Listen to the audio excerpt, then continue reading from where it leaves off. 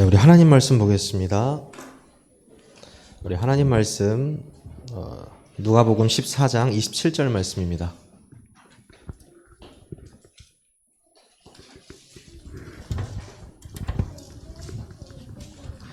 신약성경 누가복음 14장 27절 말씀.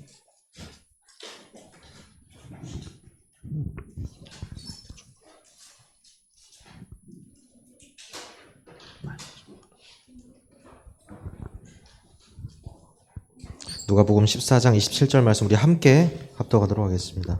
시작.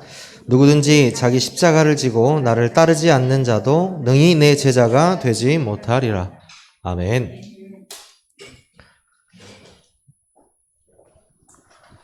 여러분과 나눌 하나님 말씀은요,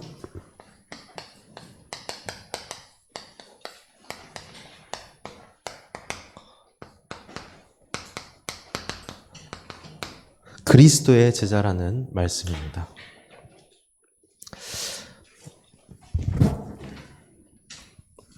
아무도 말씀을 안 해주셔서. 네. 누가복음 14장 27절 오늘 말씀을 여러분과 함께 선포했는데요. 좀 올리네요. 네, 조금만.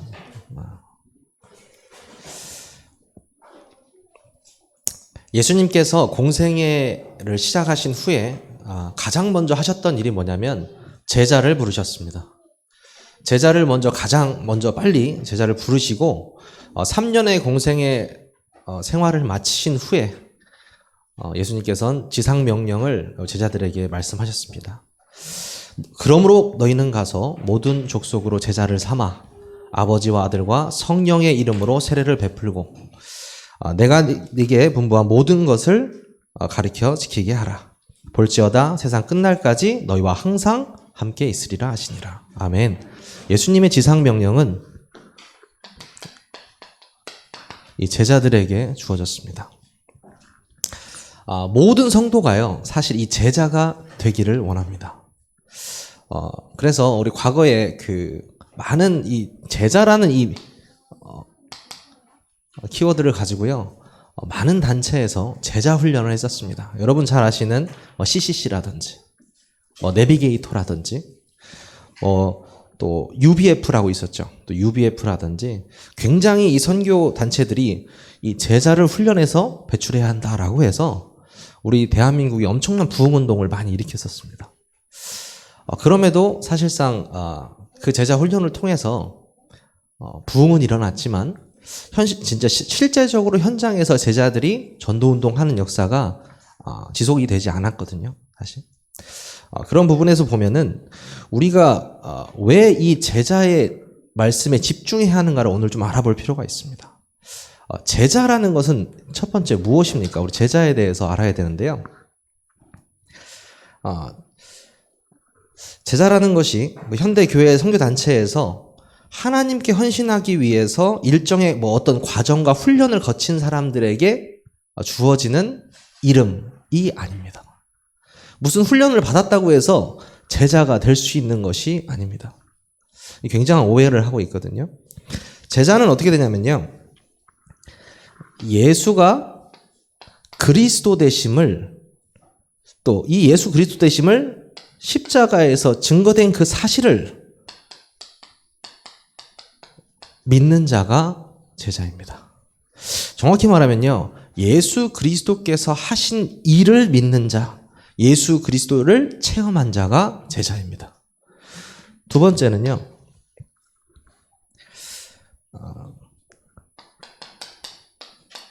이 성령의 내주와 인도와 이 역사를 체험한 자입니다. 하나님께서 인간의 몸을 입고 이 땅에 오셔서 모든 죄를 끝내시고 약속하신 그 성령이 내 안에 있고 그 성령의 인도를 받고 성령의 역사를 체험한 자가 제자라는 것입니다. 세 번째는요,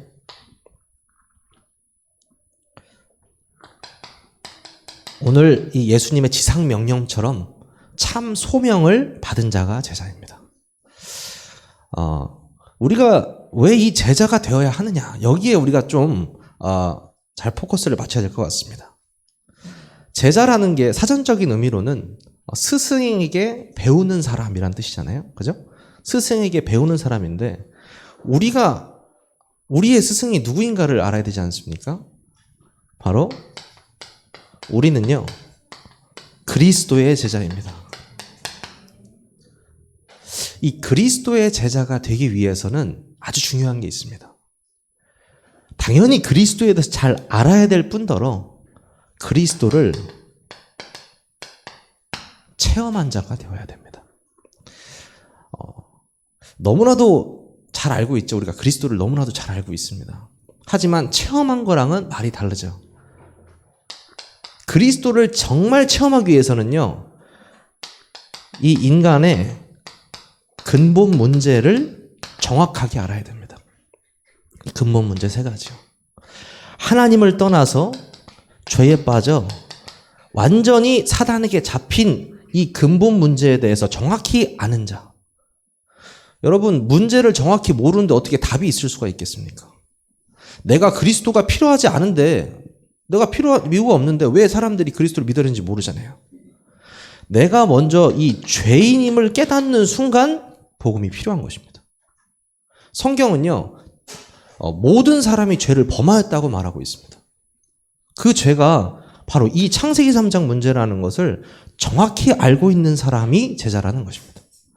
그리스도의 제자라 하면 당연히 알아야 될 것이 인간의 근본 문제라는 것입니다. 이 근본 문제가 어떤 사람에게 수만 가지로 나타나지 않습니까? 지금 이 세상 속에서 중독으로도 나타나고 아주 여러 가지로 나타나고 있는데, 결국에는 이 문제라는 걸 깨닫지 못하는 사람들은 복음이 필요가 없습니다. 네, 복음이 답이 되지 못합니다. 내가 지금까지 겪어온 이 모든 문제와 사건이 여기 안에 있었구나. 내가 이게 해결되는 순간에 죄인에서 벗어나는 거구나. 영원한 생명으로 옮겨지는 거구나. 여기에 답이 난 사람이 바로 그리스도의 제자이고 그리스도를 체험한 자입니다. 여러분이 정말 현장에서 이 그리스도를 체험한 자가 되시기를 바라겠습니다. 그렇다면요, 로마서 6장 6절에 보니까요, 뭐라고 하시냐면, 우리가 알거니와 우리의 옛사람이 예수와 함께 십자가에 못 박힌 것은 죄의 몸이 죽어 다시는 우리가 죄에게 종노릇하지 아니하려 함이니. 이렇게 말했습니다. 자, 로마서를 여러분 꼭 이렇게 읽어보시면요, 섬뜩하게 복음에 대한 칼날 같은 말씀들이 굉장히 많습니다. 지금 보시면 우리의 옛사람이 누구와 죽었다고요? 예수와 함께 죽었다는 거예요. 예수가 못 박힐 때 우리의 옛사람이 죽었다는 겁니다. 어떤 옛사람입니까? 여기에 완전히 묶여있던 옛사람, 하나님 떠나 죄 가운데 빠져 사단의 손에 완전히 잡혀있던 이 옛사람이 십자가에서 함께 죽었다라는 것입니다. 그 십자가에 죽은 그 자가 죄의 몸이 죽었다라고 표현하고 있거든요. 죄의 몸이 죽어 다시는 우리가 어디에 종노릇하지 않는다고요? 죄의 종노릇하지 않는 것입니다. 너무 강력한 메시지잖아요. 죄의 종노릇하지 않는 자가 바로 그리스도의 제자입니다. 정말 그리스도의 제자가요, 내가 그리스도 알고 믿고 누려야지, 이 정도가 아니고요. 진짜 인간이 해결할 수 없는 이 근본 문제를 정확하게 알고 있는 자, 바로 그리스도입니다. 문제만 알고 있나요? 아니요. 여인의 후손이 와서 뱀의 머리를 상하게 할 것이다. 아멘. 완전한 복음이 깨달아진 자, 완전한 복음이 체험되진 자가 그리스도의 제자입니다.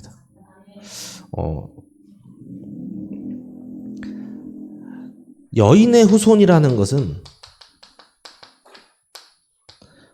하나님께서 이 잃어버린 인간을 잃어버린 인간들에게 바로 답을 주신 것입니다. 죄를 물으시지 않고 바로 여인의 후손이 와서 뱀의 머리를 상하게 할 것이고 너희를 구원할 것이라는 약속을 바로 주셨습니다. 참 사랑하시는 것 같아요, 인간을. 분명히 질책할 수도 있고 왜 약속을 깼냐 말할 수도 있는데, 그 핑계를 대는 인간들에게도 하나님은 바로 답을 주셨습니다. 여인의 후손이 올 것이다. 오실 메시아를 약속하신 거예요. 여러분이요, 그 오실 메시아가 오셨고 여러분의 안에 있다는 사실을 항상 인지하셔야 됩니다. 24시 여러분이 이 속에 있으셔야 됩니다. 아, 여인의 후손이 오셨구나. 지금 성령으로 나와 함께 하시는구나. 네. 여러분이 그 증인 되시기를 바라겠습니다. 여인의 후손, 또 십자가의 대속의 필연성을 깨달은 자입니다. 아, 이 제자들이요. 아, 이분이 꼭 오셔야 되는 분이구나. 약속하신 그분이구나. 그리고 이분이 죽으셔야 되는 분이구나. 우리를 위해서. 그리고 부활하실 분이 그분이구나. 그 대속의 필연성에 대해서 깨달은 자가 그리스도의 제자입니다. 참 신기해요. 예수님과 함께 함으로써도 함께 먹고 마시고 쉬고 하면서도 이게 참 깨달아지지 않은 사람이 있다라는 거. 신기하지 않습니까? 제자가 다 깨닫지 못했잖아요. 가룟 유다 같은 경우에는 주라고만 했지 하나님의 아들이라고 말하지 않았거든요. 그 말은 무슨 말이냐면 진짜 내가 아마 복음을 가까이 두고 있는데도 불구하고 내가 정말 체험하지 못한 사람들이 분명히 존재한다는 사실입니다. 저는 이게 정말 무섭다고 생각해요. 내가 하나님과 1대1의 그 상황 속, 항상 1대1이잖아요. 하나님과 1대1의 상황 속에서 진짜 내가 이게 믿어진다면 여러분은요, 감사가 나올 수밖에 없습니다. 감사뿐만 아니고요, 그리스도로 체험된 제자가 될 수밖에 없습니다. 그 제자의 인생이 시작이 되거든요.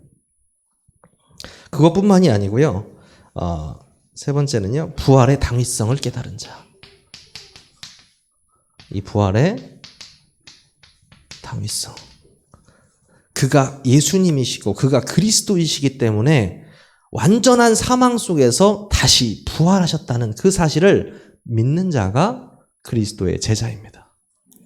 여러분이 이 사실이 믿어지신다면 여러분은 이미 그리스도의 제자입니다. 세 번째는요, 근본적인 축복 세 가지가 있죠. 마태복음 28장 16절에서 20절에 보니까요, 예수님께서 지상명령을 해주셨잖아요. 하늘의 모든 권세를 가지고 세상 끝날까지 함께 하신다. 무슨 말입니까? 여러분에게 보좌의 권세로 함께 하신다는 말씀입니다. 너무나 강력하죠. 사람들이요, 예수님에 대해서 이야기할 때, 예수님에 대해서 회상할 때, 이 고통받는 예수님에 대해서만 집중하는 사람들이 있습니다. 고통받는. 그래서 이 고통받는 예수님에 집중하다 보니까 예전에 우리 영화 혹시 패션 오브 크라이스트라고 옛날에 되게 유행했었잖아요. 패션 오브 크라이스트. 그 영화 아마 처음부터 끝까지 다 못 보실 거예요. 너무 잔인해서. 예수님 막 피 흘리시고 막 이렇게 창 맞으시고 이런 거 다 나오거든요. 적나라하게. 당연히 우리가 알아야 됩니다. 고난주간도 있고요. 우리 예수님의 고통받고 그 인간으로서 받으시는 모든 고통을 다 받으시고 십자가에 죽으시면 그거 다 알아야 돼요. 하지만 예수님 지금 어디 계십니까? 지금 가장 높은 하나님 우편 보좌의 심판주로 계십니다. 여러분 그게 믿어지십니까? 예수 그리스도께서 지금 우편 보좌에 앉아 계신다니까요. 그 보좌의 권세가 여러분과 함께 하신다라는 것입니다. 너무나 강력한 메시지거든요.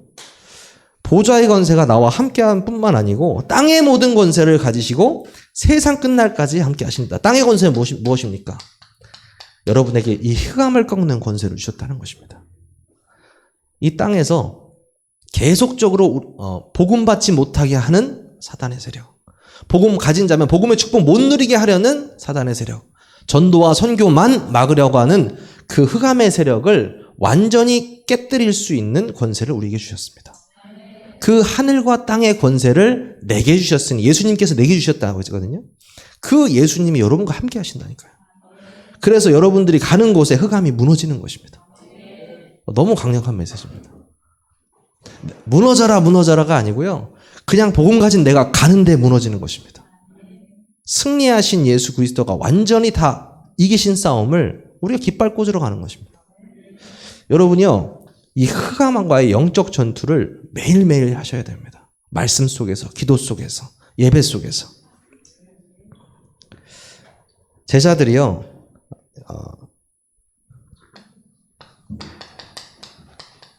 이 성삼위 하나님의 비밀을 누렸습니다.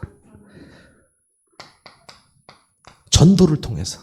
그래서 이 보좌의 권세, 흑암을 이기는 권세, 이 성삼위 하나님의 권세를 통해서 완전히 그리스도를 체험하고 그리스도의 제자로서의 인생을 살았던 것입니다. 여러분이 정말 이 언약을, 확실한 언약을 붙잡는다면 여러분이 정말 제자로서의 삶이 지금 사라지고 있다는 것을 깨달으실 겁니다. 제가 항상 농담으로 제 전도사 친구들 만나면 하는 말이 있습니다. 사도행전 잘 쓰고 있어? 이렇게 제가 항상 이렇게 말을 합니다. 그래서 몇 장까지 썼는데 암호같이 얘기해요. 우리 이제 아직도 2장에서 넘어가질 않네. 2장에서 넘어가질 않아. 이렇게 농담을 해요. 성령 충만은 받았는데 그 응답이 안 한다고 이렇게 이야기를 합니다. 네, 그렇지 않습니다, 여러분. 성령이 임한 그곳에 이게 되어져야 되거든요. 오로지 기도에 힘쓰니라. 네, 이게 포인트라고 제가 항상 말씀드리잖아요. 우리 교회가 지금 이거 하고 있잖아요. 다 같이 모여서 기도하고 있지 않습니까? 성령이 임하신 그곳에 오로지 기도에 힘쓸 때 하나님께서는 사도행전의 응답을 쭉 우리에게 주시는 것입니다. 여러분이요, 그 여정 속에 있는 성도님들이세요. 얼마나 귀한지 아시죠? 얼마나 귀한지 아세요? 제가 그 말씀을 보면 볼수록 우리 교인들이 너무 참 감사해요, 항상. 왜냐하면 우리와 함께 전도운동 이 대열 속에 함께 지금 가고 있다라는 것. 너무 감사한 것 같아요. 그게 참 그리스도의 제자로서의 삶이 아닌가 싶습니다. 이 그리스도의 제자는요,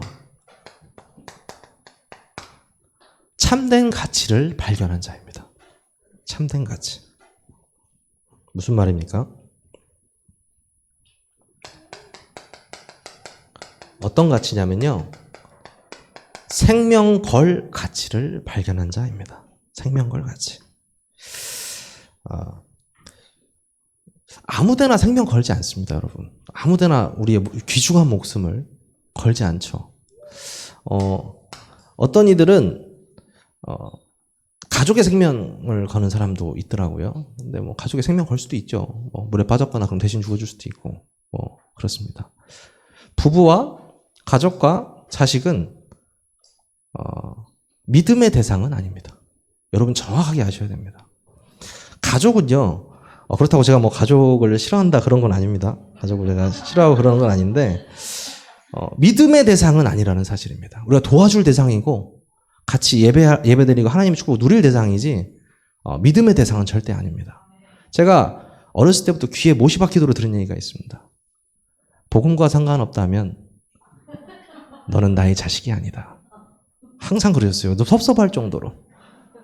복음과 상관이 없다면 호족상에는 네가 내 이름 아래에 있겠지만 상관없다고 이렇게 항상 말씀하셨습니다. 그래서 제가 복음과 지금 상관 있는 사람이 된 것일 수도 있다는 생각이 들어요. 진짜 내 아들 아니라고 해서 아들이 안 될 수는 없겠죠. 그렇죠. 하지만 무슨 말이냐면요, 복음이 통하지 않는 자와 아무리 혈육이 엮여 있다고 해도 진짜 그 깊은 소통이 되어지지 않습니다. 정말입니다. 제가 이거를 이렇게 살아가면서 계속 느끼는데요. 제가 요즘에 이성범 선생님하고 소통이 굉장히 잘 되거든요. 눈만 봐도 소통이 돼요. 네. 왜요? 은혜 받고 있거든요.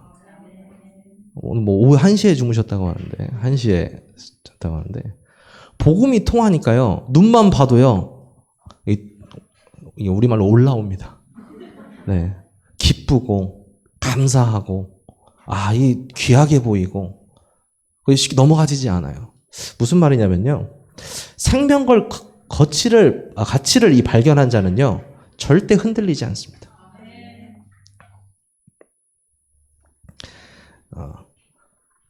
가족과 부부, 여기 형제는 우리가 아까 말씀드렸던 절대로 믿음의 대상은 아니라는 겁니다. 우리가 도와줄 대상이지. 그리고요, 두 번째가 뭐냐면요,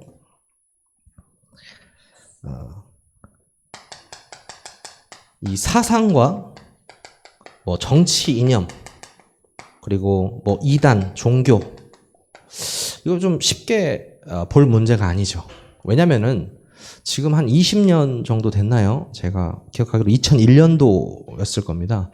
2001년도 9월 11일 날 미국의 쌍둥이 빌딩에 비행기가 꽂혀 있는 모습을 제가 TV를 통해서 봤었습니다. 그 이슬람 무장단체가 그 4개의 민간기를 뺏어가지고 그 쌍둥이 빌딩을요, 테러한 거예요. 전 세계적으로 완전히 경악을 했죠. 경악을 했습니다. 그래서 여러분 뭐 빌라덴 기억하시죠? 오사마 빌라덴도 기억하시고. 그 이슬람 단체의 목숨을 걸고 테러를 자행했던 사람들이 어느 날 내가 기분 나빠서 오늘 가가지고 비행기 탈출해서 오늘 해야겠다 이렇게 생각했을까요? 아닙니다. 어렸을 때부터요, 이 사상과 종교의식이 들어간 겁니다. 사상이 딱 들어간 거예요. 우리 신을 믿지 않는 자는 처단해야 된다. 벌써 들어가 있는 거예요. 어렸을 때부터 계속 각인시킨 겁니다. 여러분, 비행기 타는 것도 무서워하는 사람도 있는데 비행기 타고 내 목숨을 대신해서 테러를 감행한다? 이 사상과요, 이 정치인이 이런 거 굉장히 무섭습니다. 무섭습니다. 요즘 들어서 저한테 이렇게 정치에 관해서 또 이렇게 많이 물어보시는 분 많은데, 이렇게 전화를 해보면은 특히 부모님 세대들이 이 정치 이념 때문에 갈등하고 고통받아서 자식으로서 이게 아닌 것 같은데 상담 받으시는 분도 굉장히 많고 그래요. 너 무슨 색이야? 빨간색이야? 뭐 노란색이야? 뭐 그런 거죠. 여러분 색깔 없습니다. 여러분은 어떤 색깔도 없는 사람들이에요. 제가 시위하는 사람들, 저 뭐라고 하지 않습니까? 저 성도동지에서도 뭐 어디 가서 같이 시위하고, 잘하고 오시라고도 하고, 이렇게 별로 그렇게 신경 쓰지 않습니다. 근데요, 하나님의 말씀을 전달하는 사람이 그곳에 있다면 문제됩니다. 왜 그러냐면요, 시대마다 이어온 수많은 문제들 속에서 하나님의 말씀을 전달하는 사람은 말씀으로 답을 줘야 되거든요. 정치 이념과 색깔론으로 답을 주는 것이 아니고 말씀으로 답을 줘야 됩니다. 말씀으로 답을 줘야 되는 사람이 거기서 이 시위하고 있는 것 자체가 굉장한 문제가 되거든요, 사실. 그럼 그 후손들 어떻게 될까요? 거기 교회 다니는 성도님들 어떻게 될까요? 그 사상 그대로 물들어 버립니다. 그 사상 그대로. 그 후대들은 어떨까요? 다 물들어 버립니다. 만약에 그 전라남도 출신인 저희 아버지와 전라북도 출신인 저희 어머니의 영향을 받아서 제가 태어났다고 하면 저 완전히 전라도 사람 아니겠습니까? 네, 그렇죠? 전혀 영향받지 않아요. 전혀. 복음을 깨달은 자는 복음의 영향을 주는 사람이어야 됩니다. 여러분이요, 지금까지 내가 어떤 것에 내가 각인되었을 사상, 정치 이념 다 버려버리시고요, 복음 사상 가지시기 바랍니다. 복음 사상은 생명 살리는 사상입니다. 오직 이 문제에 빠져 죽어가는 사람들에게 하나님께서 주신 답, 이 여인의 후손의 답을 전달하는 사람들입니다. 여러분이 어떠한 생각과 어떠한 이념 속에서도 내가 복음 사상, 이걸로 내가 나가야 된다. 여기에 답을 거시기 바라겠습니다. 생명 걸 가치를 발견한 자. 그 밖에도요, 이 명예에 자신의 가치를 발견한 사람들이 있습니다. 심심치 않게 볼 수 있잖아요. TV를 통해서도. 정말 육신적으로는 정말 멋진 업적을 남긴 사람들이 그 탑에 딱 올라섰을 때 사단이요, 문제를 딱 줍니다. 딱 줘요. 일반 사람들한테는 이게 문제라고 생각될까라는 문제가 이 사람한테는 어마어마한 문제로 다가옵니다. 왜요? 자신의 명예를 더럽힐까봐. 내가 이제껏 쌓아왔던 그 명예를, 또 내가 했던 말에 대한 어떤 지키기 위한 그 말들을 꺾어야 될까봐 두려운 것입니다. 사단이 그때 잡아버리는 거예요, 그 사람을. 어떻게 합니까? 자신의 목숨을 자신이 끊어버립니다. 명예 때문에. 저는 더 나쁘다고 생각하는 것은 명예 때문에 자신의 목숨을 버리는 것을 미화시키는 게 더 나쁘다고 생각해요. 그 명예 때문에 목숨 버린 걸 당연하다고 생각하기에 미화시키는 게 더 후대들한테 너무 악영향을 주는 것 같아요. 복음 때문에 목숨을 거는 것이 아니고 명예 때문에요? 아니요. 여러분, 생명 걸 가치가 오직 복음 안에만 있다라는 사실에 증인되시기 바라겠습니다. 절대요, 명예, 당연히 지키면 좋죠. 근데요, 이 명예가 그들에게 생명을 주지 못합니다. 명예뿐만입니까? 제가 뭐 이렇게 영화를 좋아하는데 그 어떤 영화에서 보니까 돈 없으면 죽어야지 이런 얘기를 하더라고요.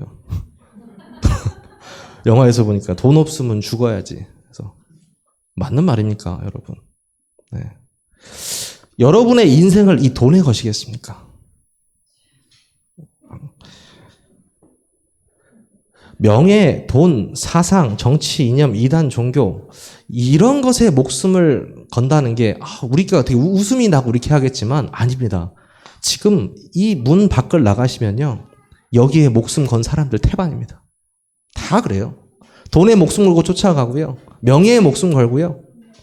자신이 여태까지 살아왔던 그 경험과 사상과 정치 이념과 그리고 자신이 섬기는 우상과 거기에 목숨 걸고 거기에 가치 있다고 생각하고 생명 걸 가치를 둡니다. 얼마나 가슴 아픈 일입니까? 너무나 가슴 아픈 일이죠. 여러분은요. 이 복음의 생명 걸 가치를 발견한 자들입니다. 그래서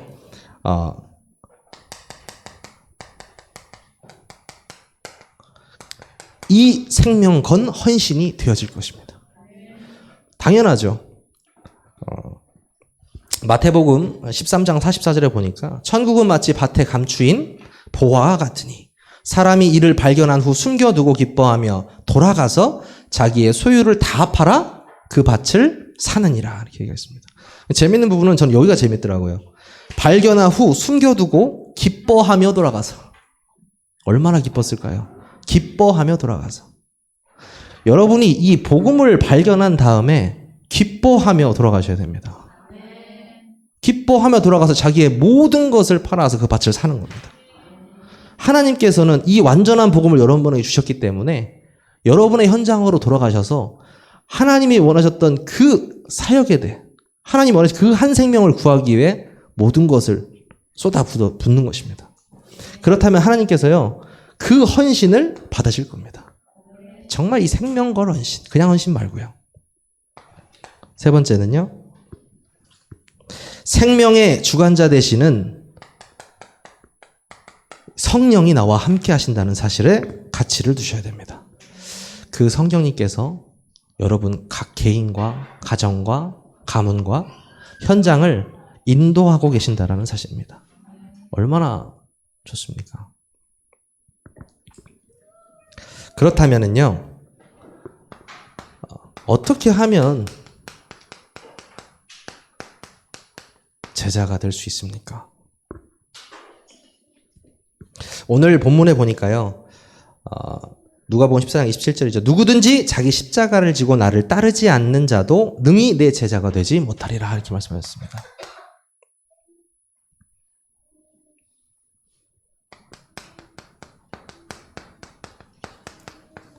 자기 십자가라는 표현을 했습니다. 자기 십자가. 이 자기 십자가라는 거는요, 여러 가지 사실 의미가 있습니다. 자기 십자가라는 의미라는 거는. 첫 번째는요, 죽음을 각오하고 나온 자입니다. 죽음을 각오하고 나온 자. 말로는 내가 예수를 위해 죽겠다, 내가 그리스도를 위해 죽겠다 할 수 있습니다. 하지만은요, 정말 그리스도를 위해서 죽음을 두려워하지 않는 자는 사실 그렇게 많지 않습니다. 여러분 너무나 잘 아시잖아요. 예수님 12제자가 다 죽었잖아요. 순교했잖아요. 뭐 몇 명은 빼고요. 근데 뭐 대표적으로 스데반이 죽은 후에 그 야고보라는 세베대의 아들이죠. 야고보가 그 스데반이 돌로 쳐맞아 죽은 후에 한 10년 후에 있다가 또 돌에 맞아 죽습니다. 그 마태도 그렇고 마태도 그렇고 저기 누구죠? 도마. 마태하고 도마는요 창에 찔려 죽고요. 그리고 여러분 잘 아시는 그 누가 알죠? 누가가 누굽니까? 바울과 함께 세계 복음화 했던 그 누가 있지 않습니까? 누가복음도 썼고요, 사도행전도 썼고요. 그 누가는 그리스라는 곳에서 그 우상을 섬기는 제사장들에게 그 올리브유 나무에 목에 걸려서 죽게 됩니다. 뭐 그 밖에 막 사지가 찢어 죽은 사람도 있고요. 베드로 같은 경우에는 십자가에 거꾸로 못 박혀 죽었다고 이렇게 이야기를 하죠.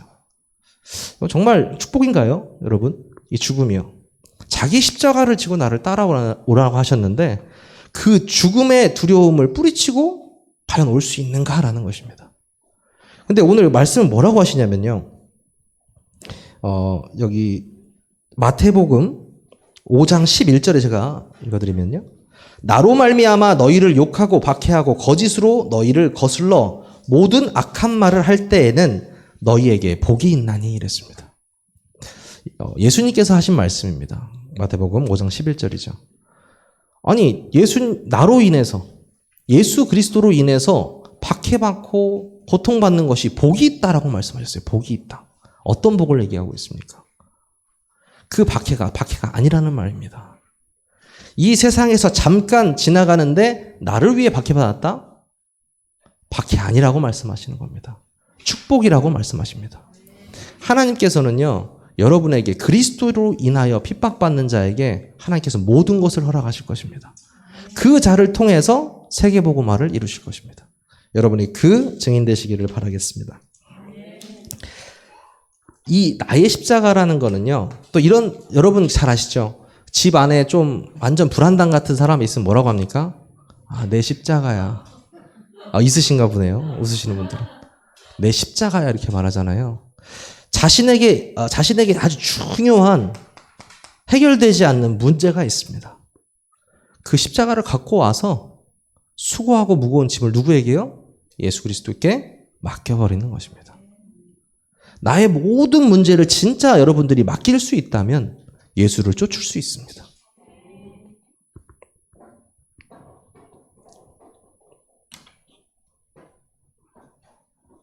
그 다음에요. 이 복음을 위한 십자가가 있습니다. 복음을 위한 십자가. 무슨 말입니까? 정말로 그리스도를 위한 십자가를 진 사람들이 있다라는 것입니다. 사도들과 이 사도 바울이요. 또 바울이 30번 정도의 죽음을 피해가면서 전도 운동했습니다. 그럴 때 또 미 전도 지역의 수많은 선교사님들이 순교했습니다. 그리스도의 십자가를 전하다가 순교한 것입니다. 아무나요 그 십자가를 질 수 없습니다. 복음을 위해서 내 생명도 상관없이 가는 것. 그것이 바로요 자기 십자가를 지는 것입니다. 그 복음의 십자가를 함께 지고 가는 것입니다. 여러분이요 그 예수 그리스도가 말했던 자기 십자가라는 것이 정말 내가 죽음과 상관없이 오직 복음해서 갈 수 있는 것입니다. 너무나 간단하죠. 여러분들이 그 제자의 길로 가시기를 바라겠습니다. 베드로전서 1장 6절 9절입니다. 베드로전서 1장 6절 9절. 요거는 중요하니까 우리 함께 한번 합독하도록 하겠습니다. 베드로전서 1장 6절에서 9절 찾아보겠습니다.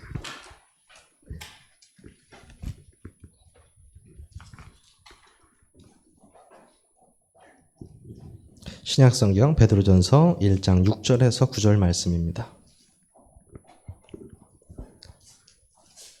6절에서 9절 시작. 그러므로 너희가 이제 여러 가지 시험으로 말미암아 잠깐 근심하게 되지 않을 수 없으나 오히려 크게 기뻐하는도다. 너의 믿음의 확실함은 불로 연단하여도 없어질 금보다 더 귀하여 예수 그리스도께서 나타나실 때에 칭찬과 영광과 존귀를 얻게 할 것이니라. 예수를 너희가 보지 못하였으나 사랑하는도다.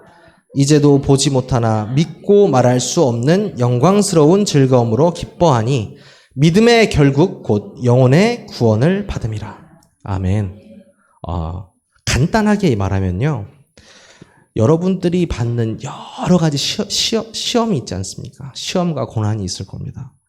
그 시험과 근심의 상황에서 기뻐하라고 말씀하고 계십니다. 왜 기뻐합니까? 9절이죠. 믿음의 결국 곧 영혼의 구원을 받음이라. 여러분이요. 믿음의 결국 곧 구원을 받은 자들이십니다. 여러분이 만나는 모든 사건과 문제 속에서 참 기쁨을 회복하시기를 바라겠습니다. 그리스도를 위한 참 기쁨. 결론입니다.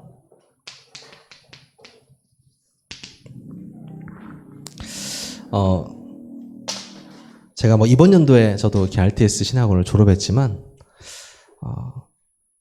제가 항상 이렇게 꽂혀 있던 게 있었습니다. 한 단어가 뭐였냐면, 저는 학교 들어가기 전부터 꽂혀 있었던 단어가 바로 제자였습니다. 그래서, 뭐, 많은 대회라든지 수련회라든지, 이렇게 어떤 목사님을 만나 뵙던지, 같이 오래 이렇게 있는 시간이 있으면 항상 저는 똑같은 질문을 합니다. 목사님은 제자 사역을 어떻게 하십니까? 이걸 항상 물어봤거든요. 항상. 진짜 뭐 세보진 않았지만 그래도 한 30분 가까이 제가 항상 물어본 것 같아요. 목사님이 생각하시는 제자 사역은 무엇입니까? 그래서 제가 논문을 마지막에 졸업할 때 쓸 때 제자 훈련에 대해서 썼거든요. 항상. 예수님께서는 목사님을 남기신 적도 없고 장로를 남긴 적도 없고 권사를 남긴 적도 없고 제자를 남기셨잖아요. 우리는 어떤 직분에 상관없이 제자로 살아가야 되잖아요. 그래서 저는 그 제자에 대한 항상 그 마음에 키포인트로 딱 자리 잡고 있었거든요. 항상. 근데 저한테 두 분이 굉장히 의미 있는 말씀을 많이 하셨습니다. 제가 이런 얘기를 한번 한 적이 있습니다. 한 목사님한테는 제가 이 전도를 해서 영접을 했는데 이게 교회화가 잘 안 되고 이게 제자인지 아닌지도 잘 모르겠고 이게 제자화 되지도 않는 것 같고 이렇게 말씀을 드렸더니 뭐라고 하시냐면 사역자가 이 사람을 만났을 때 영접되어졌다면 너는 개인화 메시지를 가지고 있는 것이다 이렇게 말씀하시더라고요. 제가요. 두 번째는 제자화 되지 않는다는 것은 네가 제자화 메시지가 없다라는 것이다 이렇게 말씀하시더라고요. 그게 일단 저한테는 굉장히 큰 충격이 되었고요. 두 번째 분도 제가 물어봤는데 이렇게 물어봤습니다. 제자 사역 어떻게 하는 것이 가장 바람직한 제자 사역입니까? 이렇게 물어봤더니 너가 제자냐? 이렇게 물어보시네요. 가장 충격적이었습니다. 일단은 너가 제자인가? 이렇게 물어보시는 거예요. 제가 제자 저는요 당연히 제자라고 생각하고 있었나 봐요. 당연히 나 제자인데 나 그리스도의 제자인데 당연히 생각하고 있었나 봐요. 성경을 잘 봐. 볼 것도 없어. 바울에게 디모데를 붙이는 거야. 너무 간단하잖아요. 바울에게 디모데를 붙이는 거야. 바울에게 브리스길라 아굴라를 붙이는 거야. 너가 참 전도자로, 너가 참 제자로 쓸 때 제자가 붙는 거야. 이렇게 말하는 겁니다. 오늘의 결론일 수 있겠습니다. 여러분 한 분 한 분이 참 제자로 서실 때 참 제자를 붙이실 겁니다. 예수님께서 하셨던 제자 사역, 우리는 어떤 제자 사역을 해야 될까? 예수님을 따라가야 되잖아요. 마가복음 3장 13절이죠. 뭡니까? 또 산에 오르사 자기가 원하는 자들을 부르시니 나아온지라. 제자는요, 예수님께서 부르신 자들입니다. 예수님께서 부르신 자들. 그리고요, 이 제자들에게 성령을 받고 땅끝까지 내 증인되리라 말씀하셨습니다. 여러분은 제자이십니까? 저는 여쭤보고 싶습니다. 정말 여러분들이 이 그리스도의 제자라고 하신다면 여러분들에게 그리스도의 제자를 붙여주실 것입니다. 우리는요, 성경적인 전도운동, 성경적인 제자운동을 해야 되는 교회입니다. 저는 우리 교회에 정말 하나님께서 많은 제자들을 붙여주실 거라고 생각합니다. 말씀에 순종하고 그리고 어떠한 상황 속에서도 복음 증거하는 그런 전도자들을 붙여주실 거라고 생각합니다. 그리고 이미 우리 교회에 붙여주셨다고도 생각합니다. 여러분들이 한 주간에 정말 제자의 말씀을 묵상하시면서 참된 제자로 서시기를 기도하겠습니다. 하나님 감사합니다. 연약한 저희를 그리스도의 제자로 불러주시니 감사를 드립니다. 참된 복음의 가치를 발견한 자로서 우리의 일생이, 우리의 헌신이 이 여정 속에 있게 하시니 감사를 드립니다. 모든 사건과 문제, 환경 속에서 그 뒤에 하나님의 계획과 절대 목표를 발견하고 쓰임받는 우리 세계롭게 모든 성도님들 될 수 있도록 성령으로 인도하고 역사하여 주시옵소서. 예수 그리스도의 이름으로 감사하며 기도하옵나이다. 아멘.